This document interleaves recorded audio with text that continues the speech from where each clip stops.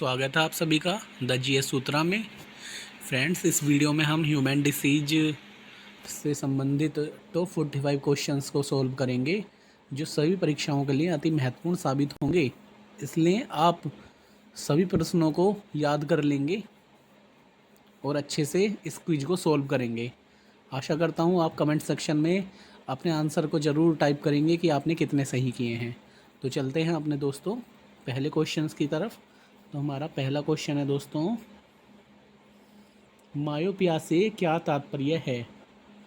Myopia से क्या तात्पर्य है दोस्तों? तो मायोपिया क्या होता है दोस्तों? मायोपिया होता है निकट दृष्टि दोष। मायोपिया होता है दोस्तों निकट दृष्टि दोष। तो निकट दृष्टि दोष को इंग्लिश में क्या कहा जाता है या साइंटिफिक लैंग्वेज में क्या कहा जाता है दोस्तों?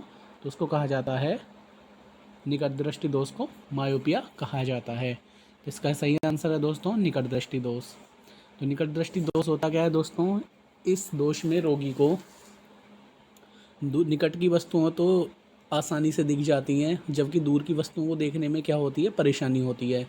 तो इस रोग को दूर करने के लिए रोगी को अवतल लेंस का प्रयोग किया जाता है, अवतल लेंस का प्रयोग करना चाहिए। तो चलते हैं हम अपने दूसरे क्वेश्चन की तरफ। तो दूसरा क्वेश्चन है दोस्तों, एलिसा जांच किस रोग की पहचान करती है। तो एलिसा जांच जो होती है वो हमेशा कहाँ होती है? एड्स रोग की जांच के लिए किया जाता है टेस्ट। उसको टेस्ट को क्या कहा जाता है? एलिसा। तो चलते हैं दोस्तों अपने तीसरे क्वेश्चन की तरफ। कौन सा रोग ठीक नहीं किया जा सकता है? तो कौन सा रोग है जो ठीक नहीं किया जा सकता है दोस्तों? वर्णांता या कलर ब्लाइंडनेस। कलर ब्लाइंडनेस एक ऐसा रोग होता है, एक अनुवांशिक रोग होता है जिसमें रोगी को हरे और लाल रंग में डिफरेंस नहीं पता चलता है। तो ऐसा रोग जो होता है हमारा अनुवांशिक रोग होता है, और ये रोग क्या होता है? ठीक नहीं किया जा सकता है। तो चलते हैं अपने नेक्स्ट क्वेश्चन की तरफ। नेक्स्ट क्वेश्चन हमारा, निम्न में से किस रोग का संबंध गंभीर रूप से सोच एवं याददाश्त खोने से है। तो हमारा आंसर हो जाएगा, सही आंसर हो जाएगा दोस्तों, सही आंसर हो जाएगा हमारा अल्जाइमर। अल्जाइमर जो होता है एक बुढ़ापे का रोग होता है जिसमें जो व्यक्ति होता है उसकी याददाश्त कमज़ोर हो जाती है और सोचने समझने की क्षमता क्या हो जाती है? कम हो जाती है। तो चलते हैं दोस्तों अपने नेक्स्ट क्वेश्चन की तरफ। मानव में प्लाज्मोडियम का संक्रमण उत्पन्न करता है। ऑप्शन है हमारे इन्फ्लुएंजा, टिटनेस, टाइफाइड या प्लाज्मोडियम एक प्रकार का क्या होता है? प्रोटोजोआ होता है। प्लाज्मोडियम का वाहक क्या होता है? मादा एनाफ्लीज मच्छर प्लाज्मोडियम का वाहक होता है, और इससे संक्रमण से कौन सा रोग हो जाता है दोस्तों? तो मलेरिया रोग हो जाता है। इसका सही आंसर है मलेरिया रोग। चलते हैं अपने नेक्स्ट क्वेश्चन की तरफ।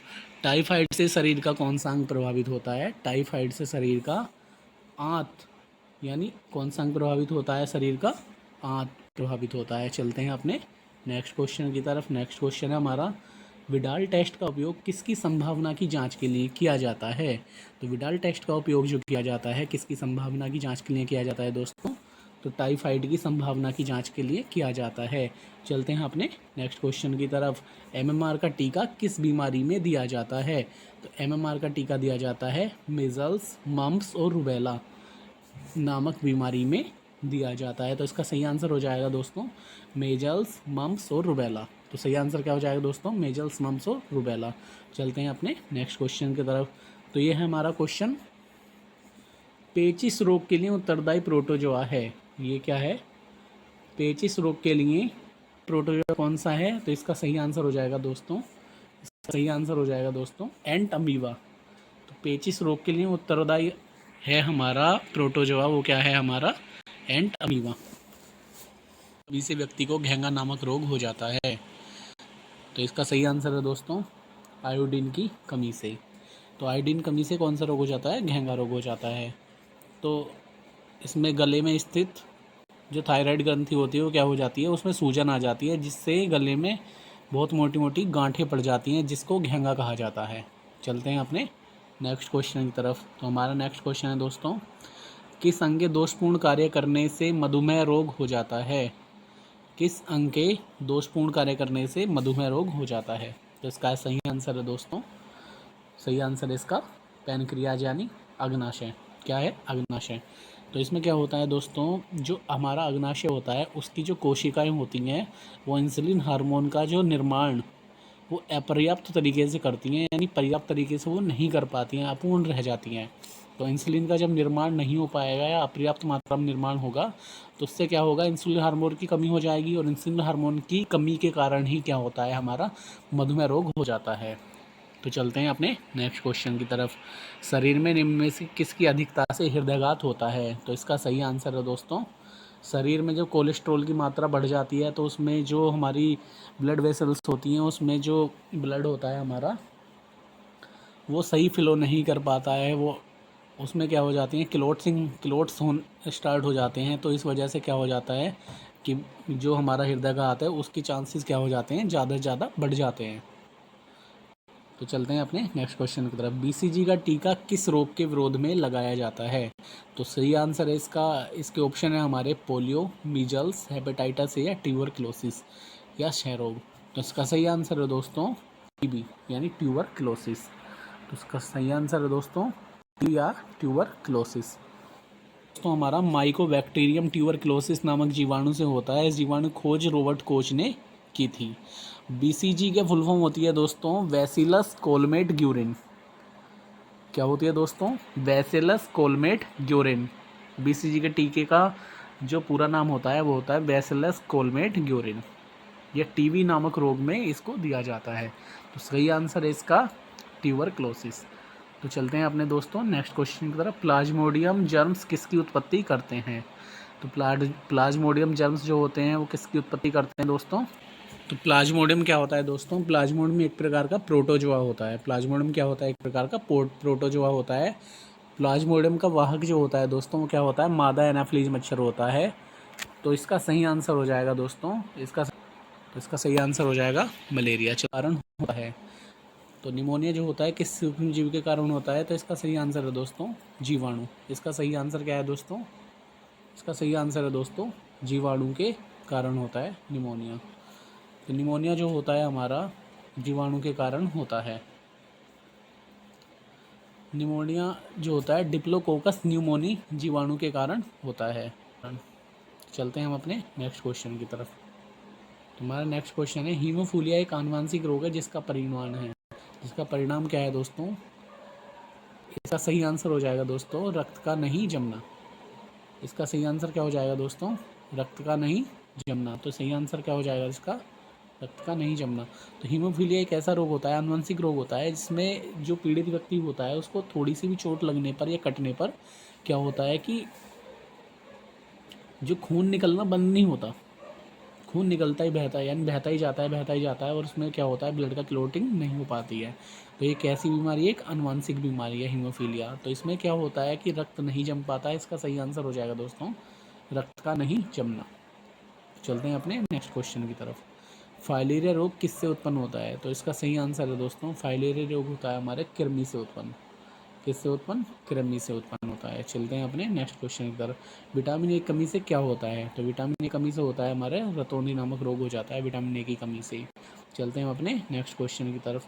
एस्टिग्मेटिज्म एक बीमारी है। एस्टिग्मेटिज्म एक बीमारी होती है आँखों की। इसमें क्या होता है जो आँखों की लेंस और जो हमारा कॉर्निया होता है उसकी जो वक्रता होती है वो क्या हो जाती है, उसमें दिक्कत आ जाती है। वक्रता क्या होती है उसमें क्या हो जाती है? दिक्कत आ जाती है। लेंस की वक्रता में वो क्या हो जाता है? एक दोष उत्पन्न हो जाता है जिससे ये एस्टिग्मेटिज्म यानी अबिंदुकता होता है हिंदी में इसका नाम। तो ये नामक रोग हो जाता है। तो चलते हैं अपने नेक्स्ट क्वेश्चन की तरफ। एलर्जी प्रतिक्रिया के कारण उत्पन्न रोग है क्या? एलर्जी के कारण क्या होता है हमारा दमा नामक रोग हो जाता है। इसका सही आंसर क्या हो जाएगा? दमा नामक रोग हो जाएगा। तो एलर्जी की वजह से कौन सा रोग हो जाता है दोस्तों? तो दमा नामक रोग हो जाता है। ये क्या होता है श्वसन तंत्र को पूरी तरीके से क्या करता है? प्रभावित कर देता है। तो इसका सही आंसर हो जाएगा दोस्तों दमा। पीलिया रोग किसके संक्रमण के कारण होता है? तो पीलिया रोग होता है हमारे यकृत के यानी लीवर के संक्रमण के कारण होता है। लीवर में दिक्कत आ जाती है जिससे मनुष्य का शरीर क्या होता है? पीला पड़ जाता है और उसका जो मूत्र का रंग भी होता है वो भी क्या हो जाता है? पीला हो जाता है, बहुत ज़्यादा पीला हो जाता है। तो इसका सही आंसर हो जाएगा दोस्तों हमारा यकृत। चलते हैं अपने नेक्स्ट क्वेश्चन की तरफ। तो इसका सही आंसर हो जाएगा तो मानव शरीर के किस भाग में पायरिया रोग लगता है? तो इसका सही आंसर है दोस्तों दांत और मसूड़े में पायरिया रोग लग जाता है, जिससे जो रोगी व्यक्ति होता है उसके जब मुख होता है उससे बहुत बुरी दुर्गंध आती है और उसके दांत जो होते हैं वो खोखले हो जाते हैं। चलते हैं अपने नेक्स्ट क्वेश्चन की तरफ। तो हमारा नेक्स्ट क्वेश्चन है, कैंसर अस्थि मज्जा के कौन से भाग को प्रभावित करता है? तो इसका सही आंसर है दोस्तों ल्यूकेमिया। कैंसर जो होता है अस्थि मज्जा के ल्यूकेमिया नामक भाग को क्या करता है? प्रभावित करता है। ल्यूकेमिया क्या होता है दोस्तों? ल्यूकेमिया को क्या कहा जाता है? Blood cancer. ल्यूकेमिया क्या कहा जाता है दोस्तों? Blood cancer. ल्यूकेमिया को भी कहा जाता है ब्लड कैंसर। जब ब्लड में आरबीसी और डब्ल्यूबीसी का अनुपात, वैसे तो नॉर्मल में क्या होता है 600:1 होता है दोस्तों, 600:1 होता है। लेकिन जब ब्लड में डब्ल्यूबीसी यानी डब्ल्यूबीसी की मात्रा क्या होती है? डब्ल्यूबीसी की मात्रा बढ़ जाती है। जब डब्ल्यूबीसी की मात्रा ब्लड में बढ़ जाता है, वही रोग क्या होता है हमारा? ब्लड कैंसर यानी ल्यूकेमिया रोग वही होता है। तो चलते हैं अपने नेक्स्ट क्वेश्चन तरफ। मानव नेत्र के दूरदृष्टि दोष को यह भी कहा जाता है। तो इसका सही आंसर हो जाएगा दोस्तों हाइपरमेट्रोपिया। इसका सही आंसर दोस्तों हाइपरमेट्रोपिया हो जाएगा। हाइपरमेट्रोपिया को दूर करने के लिए उनका लेंस का प्रयोग किया जाता है। तो चलते हैं अपने नेक्स्ट क्वेश्चन की तरफ। एथलीट फुट जो रोग होता है किससे होता है? तो इसका सही आंसर है दोस्तों, एथलीट फुट जो रोग होता है वो किससे होता है? फंगस की वजह से। तो एथलीट फुट नामक रोग होता है फंगस के कारण, जिससे जो रोगी व्यक्ति होता है उसके पैरों में बहुत ज़्यादा सूजन आ जाती है और उसकी जो पैरों की उंगलियां होती हैं उसमें क्या होता है कि एलर्जी उत्पन्न हो जाती है। तो चलते हैं अपने नेक्स्ट क्वेश्चन की तरफ। मिनी माता रोग किससे होता है? तो मिनी माता रोग होता है पारे के कारण। मिनी माता रोग होता है पारे के कारण। तो आंसर है इसका पारा। क्षय रोग या टीबी मानव शरीर के किस भाग को प्रभावित करती है? तो इसका सही आंसर है दोस्तों फेफड़े को प्रभावित। तो मानव शरीर के किस भाग को प्रभावित करती है? टीबी फेफड़े को। तो फेफड़े में क्या हो जाता है? टार भर जाता है। टीबी नामक रोग की वजह से फेफड़ों में क्या हो जाता है? टार भर जाता है, और जिससे मनुष्य के श्वसन तंत्र बिल्कुल प्रभावित हो जाता है और सांस लेने में बहुत ज़्यादा दिक्कत उत्पन्न होती है। तो इसका सही आंसर है दोस्तों फेफड़ा। एपिडर्मिक रोग किससे संबंधित होता है दोस्तों? तो एपिडर्मिक रोग होता है हमेशा त्वचा से संबंधित होता है। निम्न में से किसकी कमी से दांत की बीमारी होती है? तो ऑप्शन है हमारा फ्लोरीन की कमी से दांत की बीमारी हो जाती है।